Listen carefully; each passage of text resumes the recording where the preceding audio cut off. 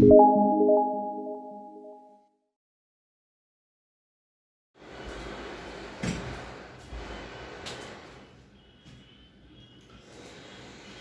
Students, my name is Mohit Sargani और आज मैं आया हूं वेक्टर चैप्टर का थर्ड वीडियो लेके, जो कि है एडिशन ऑफ वेक्टर्स पे। बच्चों, जैसे कि आपने इससे पहले 2 वेक्टर्स के वीडियो आए थे, जिसमें हमने फर्स्ट वीडियो के अंदर वेक्टर क्वांटिटी क्या होता है वो समझा था। नेक्स्ट वीडियो जो आया था उसके अंदर हमने टाइप्स ऑफ वेक्टर के बारे में समझा था। अब इस थर्ड वीडियो के अंदर हम समझेंगे एडिशन ऑफ वेक्टर। कोई भी 2 वेक्टर क्वांटिटीज है उनको किस तरह से ऐड किया जाता है। जैसे आपको पता है कि मैंने बोला भी था कि वेक्टर को ऐड करने के लिए अलग से रूल्स होते हैं। आज हम उन्हीं रूल्स को डिस्कस करेंगे, बिकॉज वी नो कि वेक्टर को अगर ऐड करना है तो सिर्फ मैग्नीट्यूड नहीं देखना है, उसके साथ साथ में डायरेक्शन को भी देखना है। तो देखते हैं वेक्टर एडिशन के रूल्स। उसमें सबसे फर्स्ट रूल है, that is the triangle law of vector addition. क्या होता है triangle law of vector addition? देखो, सपोज ये है हमारा कोई भी ए वेक्टर, क्लियर? कोई भी ए वेक्टर है एंड एज यू नो कि हम वेक्टर को डिनोट करना है तो उसको हम एरो से डिनोट कर सकते हैं। ईस्ट डायरेक्शन में जा सकता है, एरो की लेंथ जो है वो इसका मैग्नीट्यूड होगा। एक कोई दूसरा वेक्टर है, देखो यहाँ पे ये रहा, जहां ए वेक्टर एंड हुआ वहीं पे हमने बी वेक्टर को स्टार्ट किया है। कोई दूसरा वेक्टर है जो कि है बी वेक्टर। ध्यान समझना, जहां पर ए वेक्टर एंड हुआ है वहां से बी वेक्टर स्टार्ट हुआ है। अब हमें इन दोनों वेक्टर को ऐड करना है, ए वेक्टर और बी वेक्टर को। देखो तो क्या किया हमने कि बी वेक्टर को कहां प्लेस किया, जहां ए वेक्टर एंड हुआ वहां से बी वेक्टर स्टार्ट हुआ। अब उसको हम ध्यान से देखते हैं, क्या ये दोनों वेक्टर अगर हम देखें तो ये ट्राइंगल की 2 साइड्स की तरह एक्ट करें। इफ ये दोनों वेक्टर ट्राइंगल की 2 साइड्स की तरह एक्ट करें तो जो थर्ड साइड होगी, क्या बोलता है triangle of vector addition? If ये 2 vector A vector and B vector it acts like a 2 sides of a triangle, then this third side, जो ये third side है, that third side is known as the resultant vector. Then this third side is known as the resultant vector. अब ये third side की direction क्या होगी वो भी समझ सकते हैं। देखो वेक्टर कहां से स्टार्ट हुआ था, ये यहां से स्टार्ट हुआ था। This is the initial point and this is the ending point of the B vector. तो इट मींस डायरेक्शन क्या होगी रिजल्टेंट वेक्टर की? From the initial point of first vector to the ending point of the second vector. From the initial point of the first vector to the ending point of the second vector is the direction of resultant vector. बहुत ही प्यारा सा और simple सा statement है triangle law of vector addition का, कि कोई भी 2 vector A and B vector, जहां पे ए वेक्टर एंड होगा, पहला काम तो वहां से बी वेक्टर को आप स्टार्ट करो। ओके, देन फिर उस ए वेक्टर एंड बी वेक्टर को किसकी तरह ट्रीट करना है? ट्राइंगल की 2 साइड्स की तरह ट्रीट करना है। देन दैट थर्ड साइड, जो हम थर्ड साइड बनाएंगे, वो थर्ड साइड हमारा क्या हो जाएगा? Resultant vector. मतलब रिजल्टेंट वेक्टर का मतलब क्या होता है? Addition of 2 vector. This A vector plus B vector is known as the resultant vector. और अब उस रिजल्टेंट वेक्टर की डायरेक्शन क्या होगी? From the starting point of first vector to the ending point of the second vector. बिल्कुल प्यार से direction बनाएंगे। तो आई होप आप समझ गए होंगे कि triangle law of vector addition क्या है। ठीक है, अब ये तो हुआ हमारा triangle law of vector addition, बिल्कुल सिंपल फॉर्मेट में हमने समझा। ठीक है, अब एक और सेकंड लॉ है, उसको समझने से पहले एक चीज मैं बताता हूं। चलो आप लोग भी बताइए कि क्या हो सकता है। ए वेक्टर दिया हुआ है, यहाँ ए एंड हुआ, यहाँ से स्टार्ट हुआ बी वेक्टर, यहाँ बी एंड हुआ, यहाँ से स्टार्ट हुआ सी वेक्टर, और ये ए के स्टार्टिंग पॉइंट पे जाके मिल रहा है। बताओ A vector plus B vector plus C vector क्या होगा? यार गाइस, बिल्कुल अगर आप ध्यान से देखो तो शायद यहां से स्टार्ट हुए हम और घूम फिर के हम यहीं पे आ गए। तो इसका मतलब इसका नेट एडिशन क्या होगा? 0 वेक्टर या नल वेक्टर। 0 वेक्टर या नल वेक्टर बोल सकते हैं।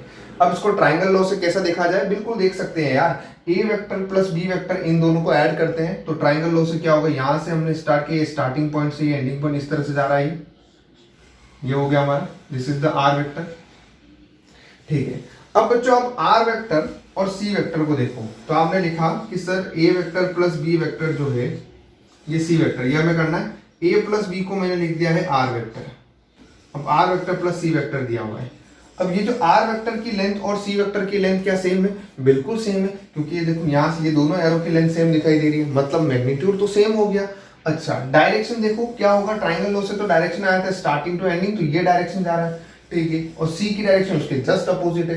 तो क्या मैं ये बोल सकता हूं कि R vector equal to negative of C vector? Yes, मैं बोल सकता हूं कि R vector equal to negative of C vector. दोनों का मैग्नीट्यूड सेम है, डायरेक्शन अपोजिट है तो इसको इधर भेजो, क्या आएगा, R vector plus C vector equal to होता है zero vector. Now we can say that it is equal to zero vector.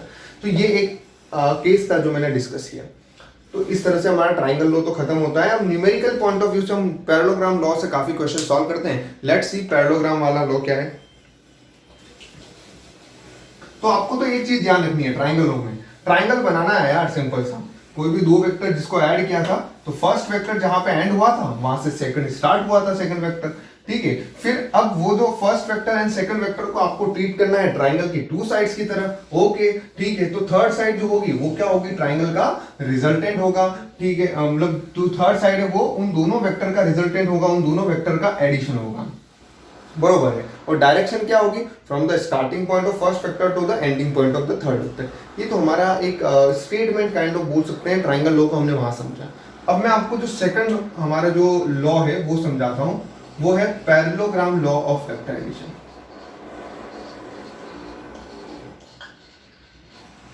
Law of vectorisation नाम में समझ गया यार, यहाँ पे तो पैरेललोग्राम की बात चल रही है और पैरेललोग्राम तो आपको पता ही है, ठीक है। तो वहां पर क्या था कि ए जहां पे एंड हुआ था वहां से हमने बी स्टार्ट करवाया था। अब सपोज इस तरह से दिया हुआ है, this is my A vector and this is my B vector, और दोनों ही सेम पॉइंट से स्टार्ट हो रहे हैं। इंटरेस्टिंग थिंग देखो, ए वेक्टर और बी वेक्टर दोनों ही सेम पॉइंट से स्टार्ट हो रहे हैं, ओके डन। अब आपको मैंने याद हो तो सेकंड वीडियो के अंदर हमने angle between two, sir first video के अंदर एंगल बिटवीन टू वेक्टर्स देखा था, जहां मैंने बोला था कि अगर कोई दो वेक्टर के बीच में आपको एंगल निकालना है तो आप हमें एक गाना गाना है, और वो सॉन्ग क्या था, ताल से ताल मिला। और ताल की जगह पे हमने कर देता टेल, टेल से टेल मिला, ये टेल से टेल मिला दिया हमने। तो ये मतलब ये जो एंगल होगा वो ए वेक्टर और बी वेक्टर के बीच का एंगल होगा, ओके ठीक है। तो थीटा क्या हो गया, theta is the angle between A vector and B vector. अब देखो क्या पैरेललोग्राम का स्टार्टिंग कहां से होता है, इफ टू वेक्टर्स जिनको हमें ऐड करना है, ए और बी को हमें ऐड करना है, और दोनों ही वेक्टर स्टार्ट हो रहे हैं सेम पॉइंट से, ओके ठीक है। तो सबसे पहला काम करेंगे हम पैरेललोग्राम बनाते हैं। अब इससे पैरेललोग्राम बनाने के लिए क्या करना पड़ेगा, इसी बी वेक्टर के पैरेलल यहां पर एक वेक्टर बनाना पड़ेगा। बना लो एकदम जोरदार तरीके से, ये राम मस्त सा एकदम वेक्टर एग्जैक्ट बी के पैरेलल दिखाई दे रहा है।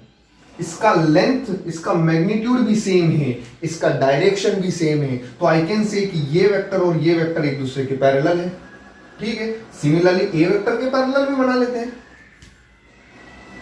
बच्चों अगर आपको बुरा ना लगे तो शायद आप इसको देख के ये बोल सकते हो जरूर कि ये तो पैरेललोग्राम बन गया यार, आमने सामने वाली साइड पैरेलल है, इसका मैग्नीट्यूड इक्वल, इसका मैग्नीट्यूड इक्वल, इसका ए का और इसका मैग्नीट्यूड इक्वल है, दोनों की डायरेक्शन भी सेम है, ये तो पैरेललोग्राम बन गया, ओके। तो हमने पैरेललोग्राम लॉ का स्टेटमेंट समझते हैं, फिर मैं आपको यहाँ पे एक ब्यूटीफुल सा डेरिवेशन कराऊंगा।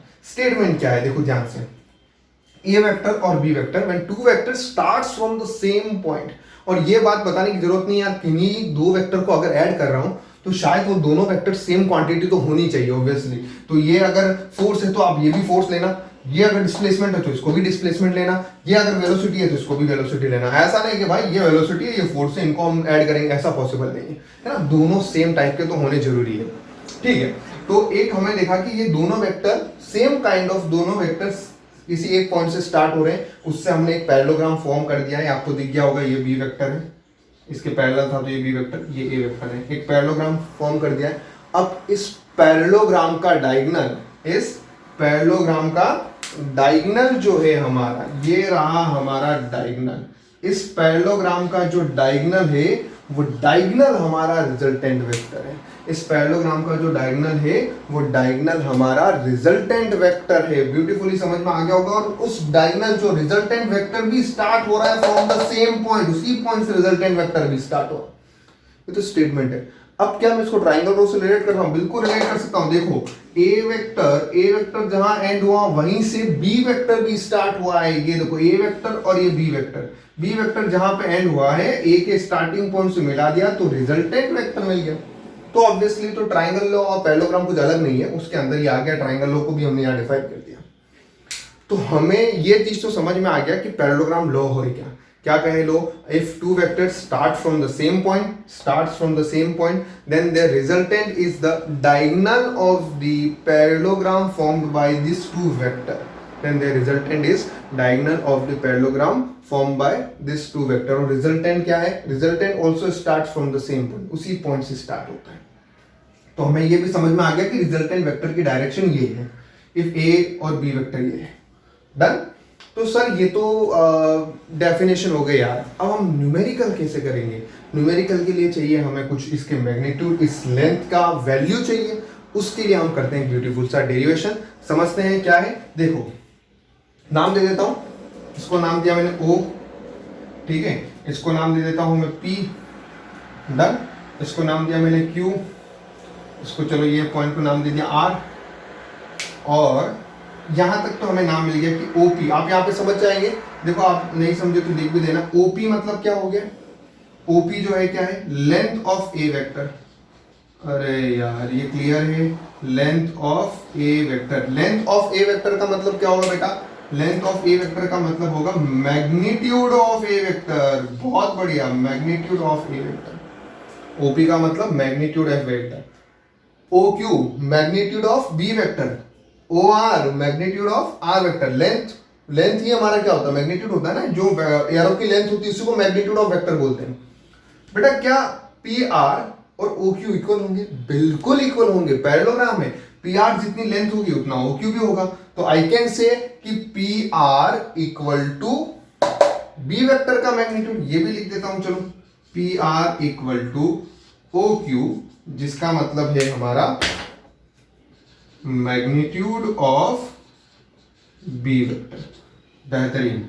और OR का मतलब लिख देता हूं बेटा, ये है हमारा magnitude of resultant vector. Resultant मतलब A vector plus B vector. Clear हो गया. चलो अब डेरिवेशन करते हैं बढ़िया सा. बेटा सबसे पहले हमें राइट एंगल ट्राइंगल बनाना है. क्या बनाना है हमें? Right angle triangle. अब ये राइट एंगल ट्राइंगल कैसे बना है यार? तो हमने क्या किया कि ये जो पॉइंट दे रहा है ये OP लाइन है, इसको थोड़ा एक्सटेंड कर दिया. ये चलो एक्सटेंड कर दिया और यहां से एक परपेंडिकुलर डाल दिया. डन. ये रहा हमारा परपेंडिकुलर. और इसका भी कुछ नामकरण कर लो यार. कुछ मस्त बढ़िया सा नाम रख लो. R है तो यहाँ पे S कर दिया. चलो डन. क्या PRS आपको राइट एंगल ट्राइंगल दिख रहा है? बिल्कुल दिख रहा होगा अगर आंखें सही है तो. PRS आपको राइट एंगल ट्राइंगल दिख रहा है. ORS भी राइट एंगल ट्राइंगल दिख रहा है. चलो तो पहले छोटू ट्राइंगल से स्टार्ट करते हैं. PRS लिया. Triangle PRS. Triangle PRS. Pythagoras theorem पता है? नहीं पता है तो बचपन में मैम ने पढ़ाई थी, याद कर लेना है. PRS क्या होता है? देखो हाइपोटेनियस क्या है हमारा? PR का स्क्वायर इक्वल टू PS का स्क्वायर प्लस SR का स्क्वायर. बहुत बढ़िया. Hypotenuse square equal to base square plus perpendicular square. ये लिख दिया हमने. ठीक है. इसको इक्वेशन नंबर 1 दे दो अभी के लिए. ओके. नाउ अभी देखो ये एंगल थीटा है तो क्या ये एंगल भी थीटा होगा? बिल्कुल थीटा होगा यार. ये और ये एक दूसरे के पैरेलल है तो जितना एंगल OP के साथ बना है सेम एंगल इधर भी बन रहा होगा. ठीक है. तो साइन थीटा कॉस थीटा भी लिख दो एक बार के लिए कि साइन थीटा इक्वल टू क्या होगा? साइन थीटा इक्वल टू ये जो दिख रहा है ना हमारा SR, ये SR upon PR. Done done. अब cos थीटा इक्वल टू क्या होगा? cos थीटा इक्वल टू क्या होगा? PS. ये तो पता है यार. ये फॉर्मूले तो पता होंगे यार. cos थीटा इक्वल टू क्या होगा हमारे पास में? ये एडजेसेंट अपॉन हाइपोटेनियस. हाइपोटेनियस क्या है? PR. रख दो भाई. मजेदार. तो ये बन चुका है हमारा एक फॉर्मूला हमने जनरेट कर दिया. इसको भी नाम दे देते हैं इक्वेशन नंबर 2. ठीक है बच्चों. अभी बड़े वाले ट्राइंगल पे आ जाओ. PRS सॉरी P क्या? ORS. बिल्कुल फोकस रहना है यार. ORS. ठीक है. अब मजेदार तरीके से देखते हैं. ORS ये तो दिखा है. वापिस से पाइथागोरस थ्योरम तो हमारी फेवरेट है ही है. लगा दो यहाँ पे.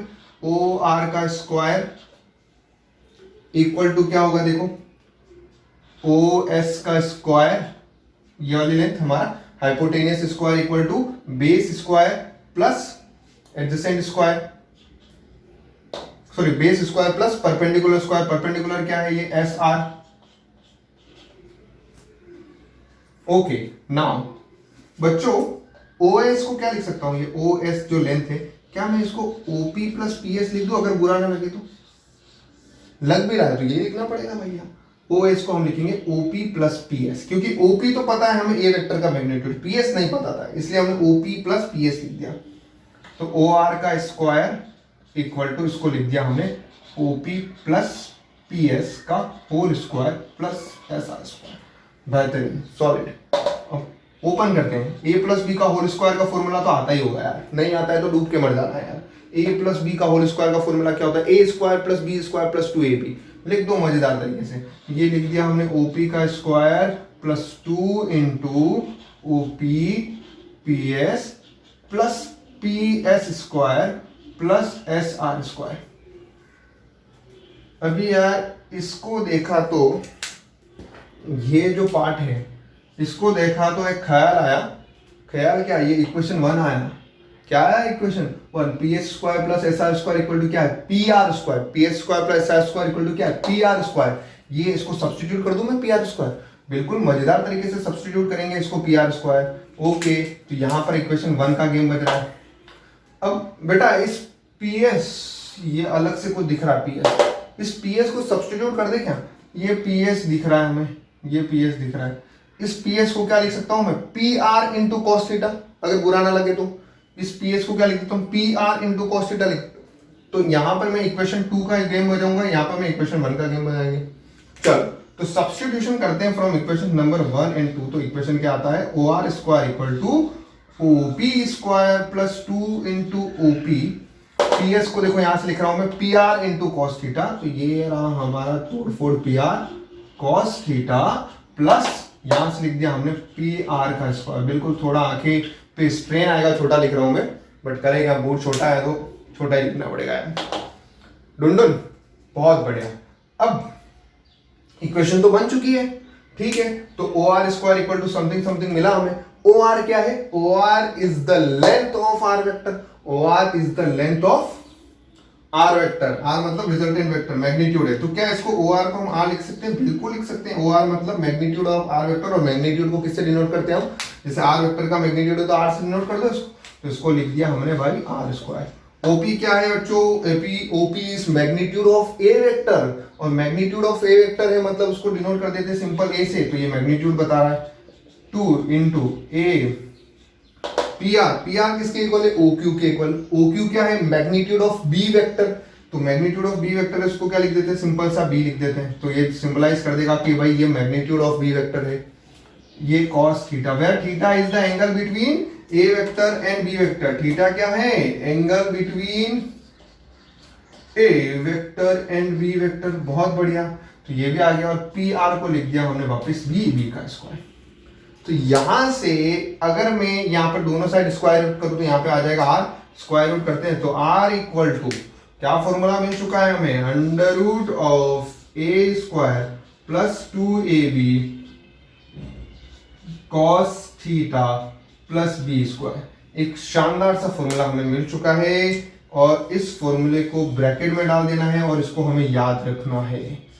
ये एक बहुत बढ़िया, सन मून जुपिटर स्टार जो लगाना है लगा देना। बहुत इंपॉर्टेंट फॉर्मूला है। किसका फॉर्मूला है? आर मतलब magnitude of resultant vector equal to under root of A square. A मतलब क्या होगा? Magnitude of A vector plus 2ab cos theta plus b square, where b is the magnitude of b vector and theta is the angle between a vector and b vector। तो ये जो हमने add किया है दो vector a और b, उनसे जो रिजल्टेंट आया उस रिजल्टेंट का मैग्नीट्यूड निकालना हो और a और b का मैग्नीट्यूड दिया हो तो और थीटा दिया हो तो हम ये फॉर्मूला अप्लाई कर सकते हैं। तो ये हम लोग एक बार के लिए फटाफट, जिन बच्चों को स्क्रीनशॉट लेना है वो ले सकते हैं फटाफट। ठीक है, चलते हैं। तो हमने मैग्नीट्यूड तो निकाल दिया रिजल्टेंट वेक्टर का, अब हम निकालेंगे डायरेक्शन ऑफ रिजल्टेंट वेक्टर कि भाई आर वेक्टर की डायरेक्शन क्या है। तो ये आपको यहां पर ये एंगल कितना दिख रहा है? मान लेते हैं कि ये एंगल है अल्फा।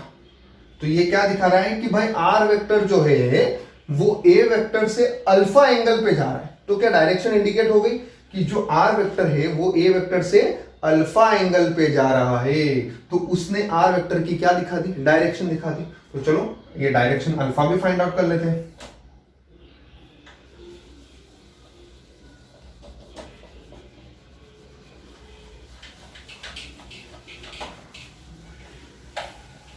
बिल्कुल पूरा फोकस यहाँ पे होना चाहिए यार।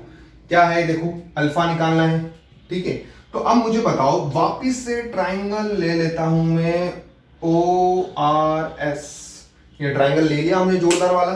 इस ट्राइंगल ORS में tan अल्फा का अगर मुझे कोई फॉर्मूला लगाने के लिए बोले तो क्या होगा देखो, tan अल्फा इक्वल टू क्या होगा, tan अल्फा इक्वल टू ये क्या है भाई, ये क्या है, परपेंडिकुलर है, ये क्या है, बेस है। तो tan अल्फा इक्वल टू क्या होता है फॉर्मूला, परपेंडिकुलर अपॉन बेस। लगा दो परपेंडिकुलर अपॉन बेस, परपेंडिकुलर क्या है SR, बेस क्या है OS, ठीक है। चलो ये तो लिख दिया हमने। अब हमने क्या किया, इस SR को एज इट इज रहने दिया, OS जो है उसको हम लोग क्या लिख सकते हैं, भी थोड़ी देर पहले लिखा है भाई, OP प्लस PS, लिख दो बिंदास। अब बेटा SR ऊपर देखो, यहां से हमें साइन थीटा के टर्म में लिखना पड़ेगा। देखो हमारा मेन मोटो क्या है, हमारे जो भी, जैसे हमने मैग्नीट्यूड निकाला था रिजल्टेंट वेक्टर का, तो किस किस टर्म में था, magnitude of A vector, magnitude of B vector और angle between the A and B, उसकी टर्म में आया यहाँ पे। अब ये डायरेक्शन भी किन के टर्म में आना चाहिए, A B और थीटा के टर्म में चाहिए। तो हमने क्या किया, अब SR, अब ये SR को मैंने किसकी टर्म में लिख दिया, B की टर्म में लिख दिया। देखो तो क्या आएगा, SR equal to PR into sine theta, तो PR इंटू साइन थीटा। चलो OP एज इट इज रहने दो, क्योंकि ये तो A वेक्टर का मैग्नीट्यूड ही है। PS को आप क्या लिख सकते हो, देखो PS को भी आप B वेक्टर के टर्म में लिख सकते हो, वो क्या हो जाएगा, BR cos theta, solid. PR को क्या लिख दो बच्चों, PR इज द B, ये यहाँ पे अभी समझा थोड़ी देर पहले, PR equal to OQ equal to magnitude of B vector, और B वेक्टर के मैग्नीट्यूड को B से लिखते हैं। चलो भैया A plus B cos theta. तो यहां से हमें डायरेक्शन भी मिल गया। ये क्या मिल गया हमें, डायरेक्शन ऑफ रिजल्टेंट वेक्टर। क्या मिला है ये, direction of resultant vector, where alpha is the angle between, ये क्या हो रहा है हमारे, angle between R vector and A vector, ठीक है। अगर सिमिलरली देखो मैं कैसे याद रखता हूं, जैसे कि यहां पर रिजल्टेंट वेक्टर ने किसके साथ एंगल बनाया, A वेक्टर के साथ एंगल बनाया। A वेक्टर के साथ एंगल बनाया मतलब A को मैं डिनोमिनेटर में रखूंगा कि मेरा ठीक है। अब A के अलावा बचा क्या, B के साथ में साइन और कॉस के कंपोनेंट आ जाएंगे। अगर आपको बोल दे कि भाई P के साथ एंगल बना रहा है बीटा, तो tan बीटा निकाल, उसके लिए इतनी रामायण मत करना, tan बीटा। किसके साथ एंगल बना रहा है R वेक्टर, B के साथ, तो भाई ये लो B को रखा डिनोमिनेटर में। B के अलावा बचा क्या, A के साथ साइन और कॉस के कंपोनेंट, साइन कॉस चिपका लो, A sine theta, A cos theta, ये चिपका दिया, मस्त बन गया ट्रिक। दैट्स हाउ हम लोग याद कर सकते हैं। तो बेसिकली एक कोई भी याद रखो, दूसरा ऑटोमेटिकली आप देख सकते हो। तो ये हमने डायरेक्शन भी देख लिया रिजल्टेंट वेक्टर की, और हमने रिजल्टेंट वेक्टर का मैग्नीट्यूड का फॉर्मूला भी समझ लिया। अब मैं कुछ बेहतरीन से केसेस करा देता हूं और A vector minus B vector का भी फॉर्मूला समझा देता हूं। फटाफट रब कर देते हैं इसको, दिमाग में आप एकदम फिट कर दो। ये फॉर्मूला बड़े काम के हैं, आपको बस सिर्फ आपको ये पता रहना चाहिए, अगर क्वेश्चन में A का मैग्नीट्यूड, B का मैग्नीट्यूड और थीटा दिया है, मैग्नीट्यूड निकालना है रिजल्टेंट का, तो आप ऑब्वियसली एडिशन ऑफ वेक्टर वाला फॉर्मूला लगा दो, और डायरेक्शन लगाने के लिए tan अल्फा वाला फॉर्मूला लगा दो, आपको आंसर मिल जाएंगे। क्या मिल जाएंगे, आंसर। चलो अब करते हैं इंपॉर्टेंट केसेस, कि भाई इंपॉर्टेंट केसेस कौन कौन से हैं वो कर लेते हैं।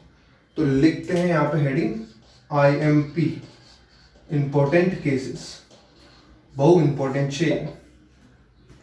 अब देखो बच्चों, हम बात कर रहे हैं रिजल्टेंट, ठीक है ना। 3 केस करेंगे हम लोग। पहला केस है हमारा, फर्स्ट केस नंबर 1, जब थीटा जो है वो 0 डिग्री सेल्सियस हो। थीटा क्या हो, 0 डिग्री सेल्सियस, मतलब A के ऊपर ही B पड़ा हुआ है, ये समझ लो। ये A वेक्टर है, ये B वेक्टर है, A के ऊपर ही B रखा हुआ है। तो जब इन दोनों के बीच में एंगल कितना, टेल से टेल मिली हुई है, एंगल कितना है 0, तो उस केस में हमारा क्या होगा R, उस केस में हमें R निकालना है। तो उस केस में आपको R जो मिलेगा वही लगाओ formula, A² plus B² plus 2AB cos 0, और cos 0 की वैल्यू बचपन से पता है क्या होती है, 1। तो ये क्या आ जाएगा, A² plus B² plus 2AB।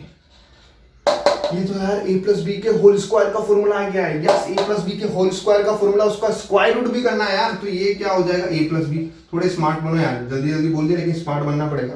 तो ये r equal to a plus B, तो इट मीन्स दैट जब थीटा इक्वल टू 0 डिग्री होगा तो r मैक्सिमम होगा। मैक्सिमम रिजल्टेंट अगर आपको कभी भी चाहिए, ग्रेटेस्ट रिजल्टेंट कभी भी चाहिए, तो दोनों वेक्टर के बीच में एंगल को कर दो आप 0।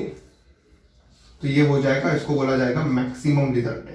मैक्सिमम रिजल्टेंट और ग्रेटेस्ट रिजल्टेंट, थोड़ी अच्छी इंग्लिश लिख देते हैं, रिजल्टेंट। चलो अभी केस टू में देखते हैं। केस 2 क्या होगा, जब थीटा की वैल्यू हो 180 डिग्री, तो उस टाइम पे क्या गेम बजने वाला है। तो थीटा की वैल्यू 180 करते हैं, a square plus B square plus 2ab cos 180। अब कुछ नादान बच्चे हमारे, उनको cos 180 का वैल्यू नहीं पता होगा, तो याद रख लो बच्चों, cos 180 जो होता है वो होता है -1। ठीक है, cos 180 क्या होता है, -1। तो सब्स्टिट्यूट कर लो यहाँ पे, क्या आएगा देखो, अगर थोड़े स्मार्ट और बनो तो देखो ध्यान से समझेगा। यहाँ पे a square plus B square -1 से मल्टीप्लाई किया तो -2ab।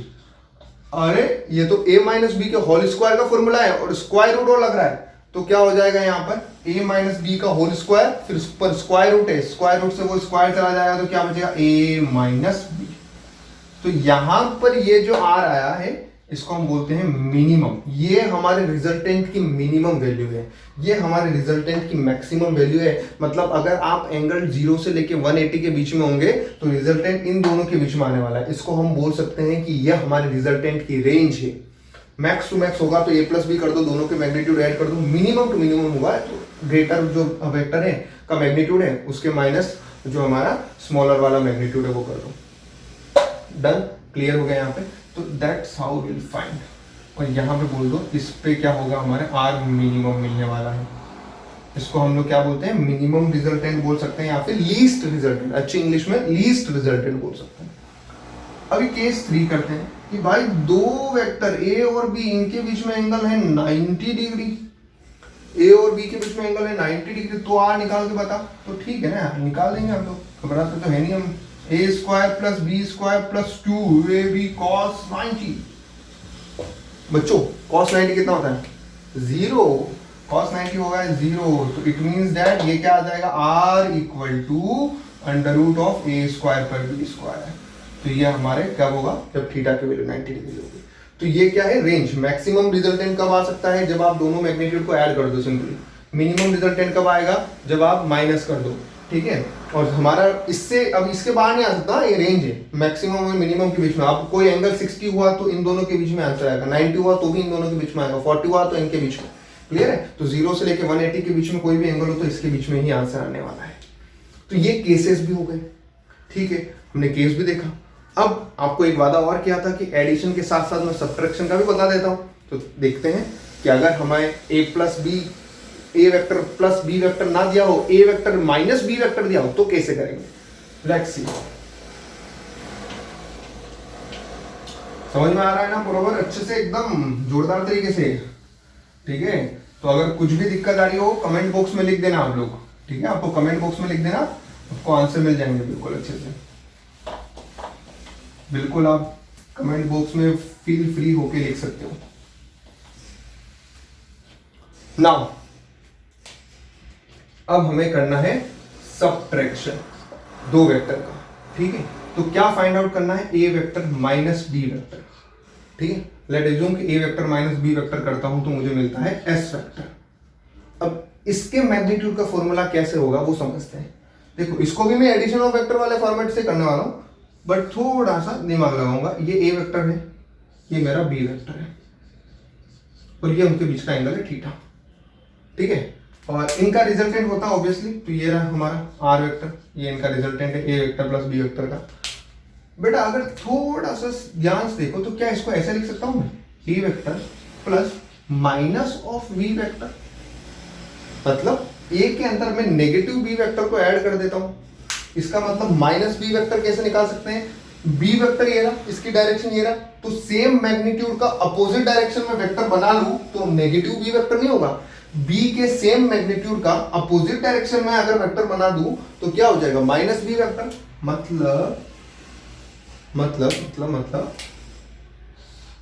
This is minus B vector. Magnitude इसका भी बी है, इसका भी बी है, बट ये बी की डायरेक्शन के अपोजिट है, इसलिए इसको माइनस बी वेक्टर बोला।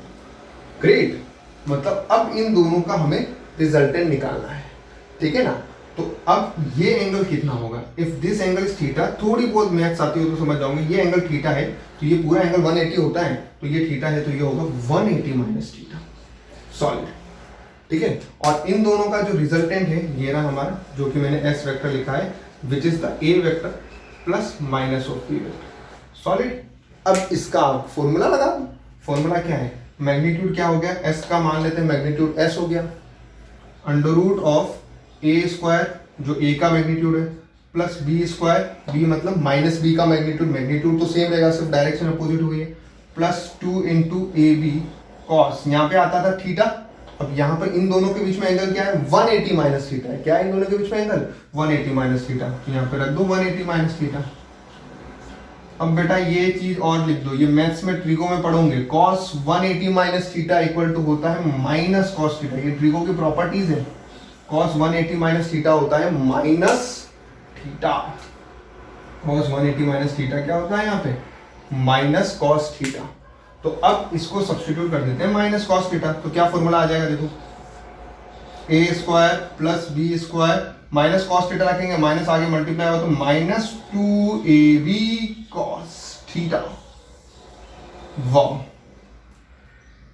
वाह, मतलब अगर ऐड करना है तो प्लस लगाएंगे, माइनस करना है तो यहां माइनस लगाएंगे, सिंपल, ये मेरे याद रखने का तरीका। अगर कोई दो वेक्टर को माइनस करना है तो यहां माइनस लगा देंगे, अगर ऐड करना होगा तो यहाँ पे प्लस आ जाएगा। ओके डन, शॉर्ट, समझ में आ गया यहाँ पे। तो दैट्स हाउ हमने एडिशन ऑफ वेक्टर को समझा, इसका डेरिवेशन भी किया, फॉर्मूलेज भी हमने समझ लिए। तो एक बार फटाफट रिकैप करा देता हूं। आर वेक्टर मतलब रिजल्टेंट वेक्टर मतलब होता है दो वेक्टर का addition, R vector equal to A vector plus B vector. Okay, तो रिजल्टेंट वेक्टर का मैग्नीट्यूड निकालना है, मैग्नीट्यूड क्या होगा, R equal to under root of A square B square plus 2ab cos theta, where theta is the angle between A and B. Now आपको निकालना है direction of resultant vector. Direction of resultant vector के लिए आपको क्या निकालना पड़ेगा, tan alpha.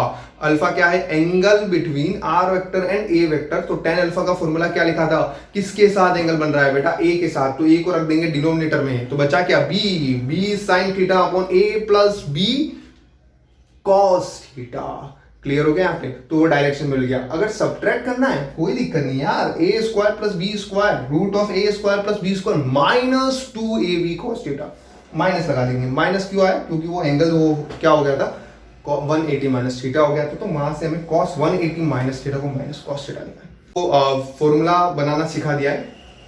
Next video जो आएगा उसके अंदर हम प्रोडक्ट ऑफ वेक्टर देखेंगे, और उसके बाद एक और पार्ट आएगा जिसके अंदर हम कुछ न्यूमेरिकल्स करेंगे, 2-3 न्यूमेरिकल, जिसमें हमने ये जो एडिशन वाला पार्ट हो गया या प्रोडक्ट वाला पार्ट हो गया, इससे रिलेटेड हम कुछ न्यूमेरिकल्स भी करेंगे।